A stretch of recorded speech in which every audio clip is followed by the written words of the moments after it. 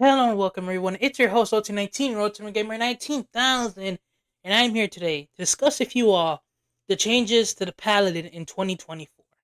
Have they massacred my boy? Well, let's see. But before we do, make sure to like, comment, and subscribe if you want to see more discussion videos and or D&D slash Baldur's Gate 3 builds. So yeah, as of June the 20th, the official D&D channel has dropped what the 2024 Paladin will be looking like, and thanks to that this guy on D&D Beyond, he has dropped the full list of changes that Paladins now have. So I'll be going over them. Now, many of these changes are straight up just what it was in the playtest, which is pretty nice to know because the playtest Paladin overall was extremely solid, except for one really sore spot, which seems to have not gotten any less sore. But let's put aside the bad and let's put aside the good for now. First of all, Lay on Hands just got a direct buff. Now you can use Lay on Hands as a bonus action, and it no longer affects diseases, but can be used on constructs and undead. So, eh, so I guess it's no longer like a lesser restoration, which I guess at level 1 being able to almost infinitely use a level 2 spell is kind of good, which does kind of suck that lesser restoration. We paladins don't just get a free lesser restoration, but being able to heal up constructs and undead really isn't that much of a buff. I don't know, I feel like this is something an Oathbreaker Paladin could have had, where another Lay on Hands can affect the undead they control and or summon, but overall, I'm fine with it. I guess a bonus action, less restoration would kind of be OP. But also, at level 1, Paladins now get spell casting. So I'm pretty sure, I'm like 100% sure, there are still half casters, meaning that if you want to be the best smiter you can possibly be, you still want to multi-class with a sorcerer and or bard, or even wizard if you're feeling a little frisky today. Which I mean still sucks, but in later on in the videos, I'll be presenting some solutions to patterns I actually found really interesting. Now they also get weapon masteries, like every other class. If you don't know what weapon masteries are, they basically allow you to change up how your weapons function, giving them really cool features. For example, weapon masteries are one of the reasons why monks, if they are the same as presented in the UA, are going to be probably one of the best martials in D&D, one D&D at least, which I'm very excited for. And they also get fighting style. And also, which is extremely cool, paladins now get every single fighting style that was available to the fighter, meaning they can choose any fighting style. So they can choose thrown weapon fighting, shout out Vax, or just any fighting style, which is really nice because originally they only got like one, two, three, four, five, six, seven fighting style options. Now they can literally get any whatever fighting style they want to have. They now can. So if you want to play a paladin that's an archer, then by all means, play a archer paladin. And I really like that they changed that now. Because overall, it was always so annoying. Like, I wanted to make a build that was a paladin that, like, used thrown weapon fighting, heavily inspired by a certain rogue. And I couldn't because paladins didn't get thrown weapon fighting. So I was actively shooting myself in the foot. Now, I can no longer shoot myself in the foot, which is super nice. And also, they can now be used on unarmed strikes, so another buff for monks. Or if you want to make a paladin that's unarmed, then you totally can. Because if you don't already know, every single fighting style that was introduced in Tasha's Cauldron of Everything from the fighter is coming to 1D&D, which is honestly massive, making it that you have to buy less books in general to get more content. Meaning, as a paladin, you could full on take unarmed fighting and just start smiting by clocking someone in the mouth, which is amazing, and I love that flavor. Just being able to clock someone in the face, and a divine aura radiates as you bow. That's genuinely amazing, and overall, I think that's a pretty cool, damn good change. But now, for the worser parts of the divine smite feature, it is now a bonus action to cast it. Ah, yeah, and it's one per turn because you only get one bonus action per turn. Yeah, they massacred it. It's I can't get behind it. I mean, I know. Look, I know they nerfed counterspell. I know they did. Look, I'm fully 100%. Look, I'm announcing that they nerfed counterspell. It's harder to get counterspelled fully. But still, I don't like the fact that you can counterspell a smite. Right now, I am pulling up the 1D&D playtest because, like, if you're silenced, there's a chance that you can no longer smite, which is really dumb. So I am going to just very quickly trying to find the divine smite component verbal. So yeah, if you're in the silence spell, you cannot divine smite now, which that's why, like, I don't understand. I mean, I think in my table I most likely just will completely revert that, and the Paladin Smite feature will not work with unarmed strikes.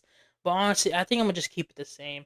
I hate the fact that one silent spell, boom, your Paladin is not just a fighter but a little worse.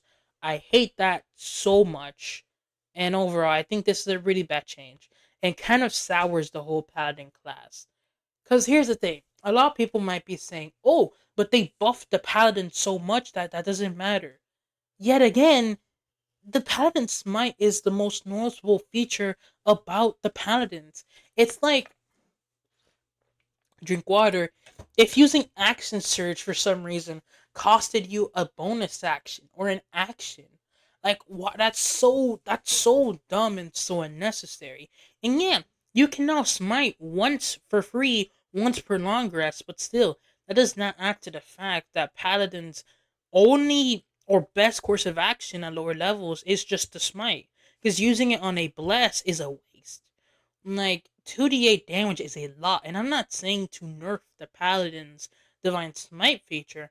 I'm just saying, you know, and now since the fact it's a bonus action, you can't use lay on hands and divine smite on the same turn, which massively sucks because that was kind of one of the main things. And I thought, oh, lay on hands is a bonus action now.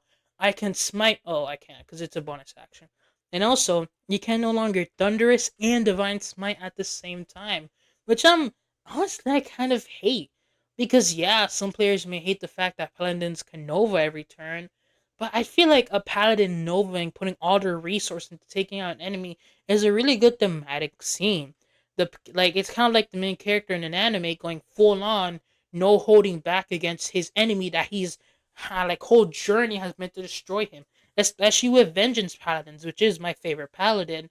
It just really made it feel so much better when I'm fighting that evil lich lord that turned my family into undead or something like that in game, of course, to just unload with all of my smites, putting all of like that necessary, like that or like that power, that vengeance I feel, and like it really just dampers on the flavor that now. Oh yeah, I can only smite him once. Being able to just, and also like it's just so cool to imagine a paladin that is just going full on berserk mode. Doesn't care about wasting. He doesn't. He just wants to see his enemy done or dead.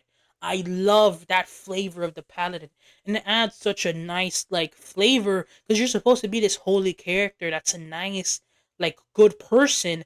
But when you really go nova with your smite, you become more of like a feral beast, less of like some holy knight, because you just want to see that one person dead because he's gonna cause harm, he's gonna cause whatever, and just a flavor wise, it really just feels like a kick to the nuts. Sorry, all the guys out there, but damn, I really, whatever. In my table, if you're one of my players watching this, I most likely, depending on how I feel, will be using the original patterns rules because flavor wise, it's just so much better. But yeah, now that that's out the way, we can now stop. Everyone, stop being a hater. No more hating. And now we can get into the channel divinities, which channel divinity has been just objectively buffed, which is like good. I mean, we all like it. Yeah, now with channel divinity, you can use it twice per short rest, but you only regain one use when you take a short rest. So you have more uses, but like it's it's a buff, but like not like in a big way. it's kind of like it's like one of those things where it's like, yeah, you buffed it, but like I feel like in a way where now it's good. It doesn't like now like it doesn't it's not a significant way, but I don't think your channel divinity really needed a significant buff. It more needed a minor one. And I feel like just giving it a minor one is really nice. Also, the Paladin's Divine Sense feature is now a part of the channel divinity, which I don't really think I like.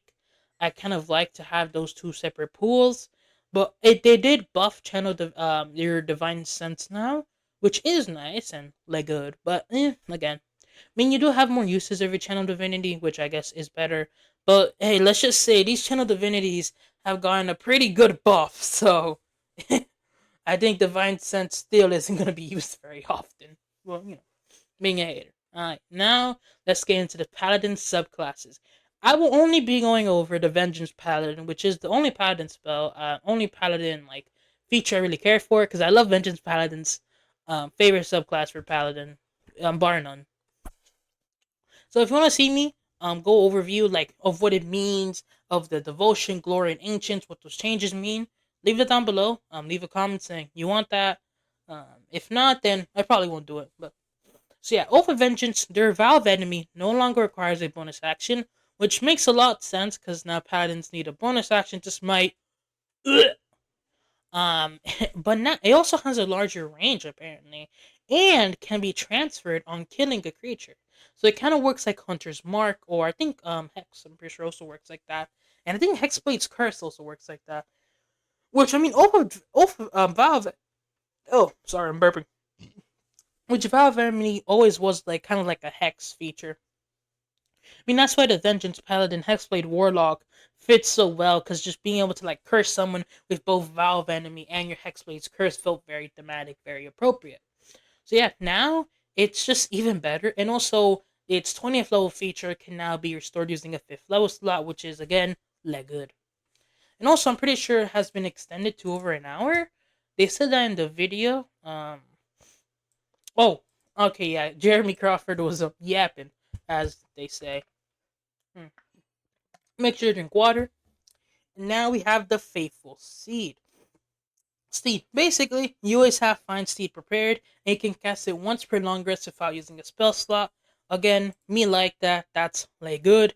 And I'm pretty sure they haven't changed that. And I'm pretty sure now. I did watch the video fully. Find Steed is now it now has a certain stat block, so you no longer have to like summon a Pacific horse. Now you just summon in your steed and it rides with you into battle. Which again, I like it more and more that us as players have to do less research looking, oh, okay, are you gonna look up a horse? And also kind of just makes it better because now we don't have to do like the oh which is the best. Well, this one gives us 1.5, like none of that, which I do very much more like. And here is the Find Steed spell. Well, I'll read it out for you just to see if anything's changed. The only thing that's really like impactful now is that they get Face Step, Fell Glare, or Healing Touch. Basically, they're allowed to just do some pretty cool stuff. Face Step seems to be just a Misty Step that its riders can now do, which is really good. Fair Glare seems to be a Wisdom saving throw or be frightened. Oh, okay, these all recharge after a long rest. And Healing Touch just allows and allows for some decent healing. Now, one small tiny thing that they definitely overlooked here is not the fact that Find Steed and Divine Smite is a spell. If you are a Swords Bard or even a Lore Bard, you can now be a better Paladin than a Paladin. Which, which yeah, I don't, yes. That's icky. Because if you don't know, at level 10 magical secrets, you have a collective magical knowledge from a wide spectrum of discipline. As a result, your bard spell list now includes the arcane, divine, and primal spell list. Yeah, that I'm pretty sure that's going to be reworked into. You can now just choose two spells of your choice from any class, meaning you can now take divine smite and find steed and just be able to use them better than a paladin can, which again is bad. And also, if you take College of Lore, at level 6, you're able to choose two spells from any spell's class list and add them. So, unless those features get reworked, which maybe they will be, then again, Paladins are getting a good nut punch again. Which, I mean, they've already got one with Divine Smite. But overall, aside from Paladins getting kicked in the nuts, um, overall, I think yeah, it's the being able to just free cast Find Seed once per day is pretty nice. Having it have its own stat block again just simplifies it, makes it easier for the Paladin player. Just always have its Find Seed stat block prepared, and also for the DM now they can just have one mini instead of like, oh maybe this time they wants to be an elk or whatever. Which overall I do genuinely like. Now, Abjure Foes basically has also been changed. You can now use your Channel Divinity to potentially cause a number of creatures equal to your Charisma modifier to become frightened of you. And also, while they're frightened, they can only do a certain amount of things, which is pretty cool. But again, I mean, actually, with Oath of Vengeance being changed, it kind of Abjure Foes does become like something I want to use more often. Because now with Oath of Vengeance, it's a lot more freeing. I can just now pow, like, which I do overall like. Next, we have Aura of Courage. If an ally with the fronting condition enters your aura, the condition no longer has any effect. Yeah, that's good. Their Radiant Strikes basically allows them to gain an additional D8 on any attack. Now works with unarmed strikes. So if you now want to be a paladin that grapples and street, basically, if you want to be the paladin that says, "Yo, I'll do a street fight. I'm 260, bro." You can now be a 260, bro, and punch someone in the head and and channel divine energy, which overall I really like. I mean, I think now a lot of you may find from me a paladin that grapples its opponents and then just starts liver punching them with divine energy as it explodes. I think definitely look out for that because that's gonna be a fun one. By level 14, they also get Restoring Touch. Spend 5 hit points of your Lay on Hand feature to remove a selected condition. You can remove multiple conditions by spending more points. So I think, so this is just Paladins getting Greater Restoration completely for free, right? Because that's what Greater Restoration does. Wait, hold on, let me pull up the spell. Oh, I already have it. No, I'm so smart, dog. Greater Restoration. Oh, okay, wow. Paladins don't get Greater Restoration. Yeah, that's awkward. Oh, oh, and I clicked on Paladins again. Oh, I thought this whole time they got Greater Restoration. They get lesser, right?